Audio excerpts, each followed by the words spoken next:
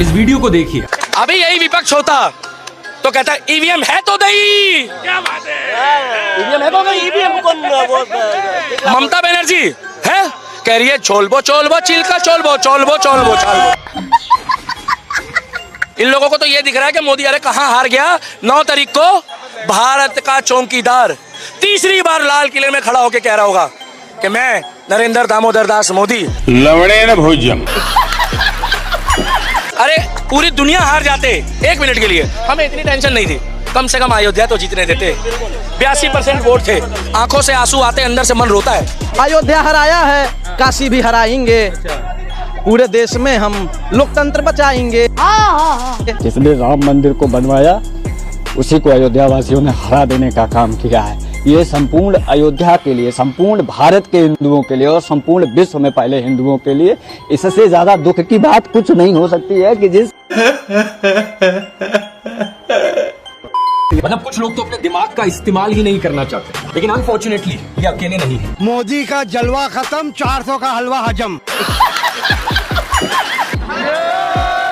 गए मोदी अपंग बन गए हैं। कहाँ गए, बात हो रही है। मोदी जी 240 में अपंग लूले सरकार बन गई है। सरकार कौन बनाएगा? सरकार नरेंद्र मोदी बनाएगा। रुक तेरे को बता देती। तो नरेंद्र मोदी आज इस स्तर पर आ गया है कि भीख मांग रहा है, वो गठबंधन से भीख मांग रहा है। भीख मांग रहे हैं टीडीपी ने और उनको समर्थन जब तक 272 नहीं हो पाते तब तक राष्ट्रपति के पास कैसे जा पाता? ये हमारे ही देश के लोग हैं। अगर हमें देश को बचाना है, आगे लेकर जाना है, तो साथ में मिलकर काम करना होगा। मोदी जी के ऊपर तो एक मुहावरा आता है कि मोदी जी खुद सोचते हैं कि रास्ते भर रो रो के पूछा हमसे पाँव के छालों ने।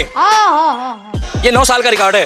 रास्ते भर रो रो के पूछा हमसे पाँव के छालों ने, बस्ती कितनी दूर बसा ली राम भक्त वालों ने, राम भक्त वालों ने।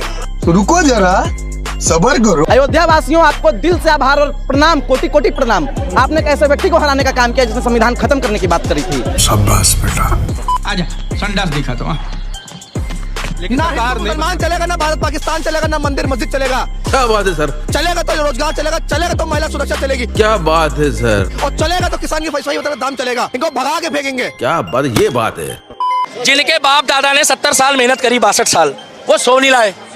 2 इनके, 4 उनके, 5 उनके, 20 उनके, सबको बटोर रहे हैं। आ जाओ आ जाओ आ जाओ आ जाओ आ जाओ आ जाओ। और उसके बाद खड़े होके कह रहे हैं अबे पागल वागल हो गए हो क्या, गांजा पी रखा है? वाह बेटा। और अकेला मोदी खड़ा होके कह रहा है सभ्यता से, आंखों से आंसू आ रहे कि सब कुछ तो लुटा देंगे, अगर हो गया कुछ तुझे तो सारी दुनिया। राम मंदिर बनाया था ना, आधा अधूरा राम मंदिर का पाप मिला है कि अयोध्या सीट भी हार गए हैं। ये आधे अधूरे का मुंह की खानी पड़ी है मोदी जी को। भाई बनारस में नारा दिया था 7 लाख पार, लखनऊ में नारा दिया था 5 लाख पार। कहाँ है? टुनटुन बुआ का नाम सुना है? स्मृति ईरानी 1.5 लाख से हारी है। कैसी लगी? आगे स्वाद। तो मोदी जी आपको टेंशन लेने की जरूरत नहीं, और अयोध्या वालों आपकी गलती नहीं है, देश में लोकतंत्र है। ये लोग बातों में आ गए, लोगों की बातों में आने के बाद लोगों ने वोट डाला है, और बीजेपी वालों की खासियत है भैया। अच्छा, हमको सिखा रिया है, चाहे वो कैसे भी है भैया, उनके लिए ताली मार दो ना, जनता को गाली नहीं बजी। बहुत तेज हो रहा है। आपके चेहरे की हंसी चली गई है। पापा ने वॉर रुकवा दी। पापा कहाँ गए पापा? खटाखट खटाखट खटाखट। और सुन लीजिए, और मोदी जी हो गए सफाचट सफाचट सफाचट। अब मोदी जी को रात में नींद नहीं आएगी, ऐसे यूं आंख खोलेंगे नहीं, कोई सांसद भाग तो नहीं गया। सच्चाई है, पहले वो सोते थे, अब सो भी नहीं पाएंगे। जनता की सरकार तो रहे, आज भी रात में नींद नहीं आएगी, यूं आंख खोले होंगे, अरे दी जी भाग तो नहीं गए, अरे नायडू जी भाग तो नहीं गए, अरे भाग जाएंगे तो मेरे घोटाले खुल जाएंगे। इसको समझने में देर लगेगी। ये अयोध्या वासी दोगले हैं। जब भगवान राम के नहीं हुए तो ये किसी के होंगे, ये किसी के नहीं हो सकते। जब माता सीता पे लांछन लगा दिए ये लोग, तो ये लोग जब माता सीता पे लांछन लगाए, उन्होंने त्याग करवाए, तो ये अयोध्यावासी किसी के नहीं हो सकते। ये अयोध्यावासी भगवान के नहीं हुए तो योगी मोदी के क्या होंगे? ये दोगले हैं। 1 मिनट देखिए, जिन लोगों को अयोध्या के हिंदुओं से दिक्कत है वो पाकिस्तान चले जाए। जो राम को लाए थे अब उनको लाए थे, लाएंगे, यही नारा अयोध्या वासी पहले कर रही थी। अब कहाँ गया वो नारा, अब कहाँ गया? जो राम को लाए थे तुम लोगों ने ठुकरा दिया। सुनिए, राम भक्त होने में और अंध भक्त होने में बहुत बड़ा अंतर है। जिन्होंने मोदी जी को हराया है वो राम भक्त हैं, और जो मोदी को अपना भगवान मानते हैं वो अंध भक्त हैं। आप लोगों को ये बातें सुनकर शायद हंसी आ रही हो, ये चीजें फनी लग रही हो, लेकिन मेरी राय में ये बहुत ही शॉकिंग चीज है कि कैसे देश में हजारों लाखों लोगों का इस तरीके से ब्रेन वॉश कर दिया गया।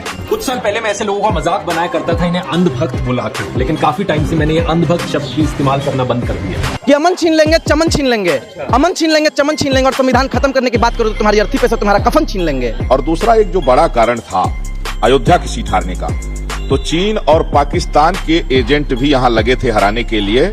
चीन और पाकिस्तान के एजेंट यहाँ रात रात घूम करके, और वो जो है यहाँ पैसा भी काफी बांटे हैं। ये क्या बात करते हैं यार? तो वो दलितों को और ओबीसी को जो है तो समझाने में और खरीदने में कामयाब रहे। हालांकि हम लोग शर्मिंदा हैं। वाह, क्या एक्टिंग कर रहा है।